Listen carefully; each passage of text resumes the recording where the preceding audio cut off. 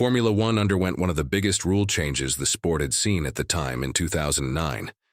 But that's not what people really remember it for. They remember it for the Phoenix from the Ashes storyline of Brawn GP, a team saved from the edge of extinction as Honda withdrew from the sport in the wake of the financial crisis that was gripping the world. However, without a car that also defied all the odds, this story might have been a very different one. Enter the BGP001, a machine that had a whole host of fascinating design features, including the famed double-deck diffuser, which caused a stir amongst their rivals when it first emerged.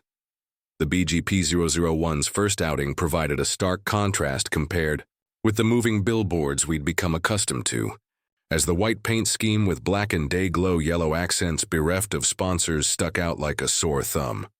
Of course, this would change as the season unfolded and commercial deals were struck, mainly on a race-by-race basis, that saw small areas of the car sold off to help keep the lights on back at the factory. This was a marked difference when compared with how the team had been run on the lead. Up to that season, though, with Honda having poured a substantial amount of effort and resources into the project.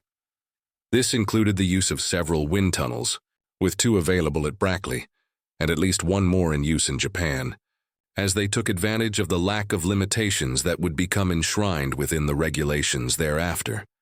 These limitations now seem somewhat loose when compared with how stringent today's regulations are, with the only stipulations added to the regulations being that a 60% scale model be used, and the wind tunnel testing speed could not exceed 50 meters second.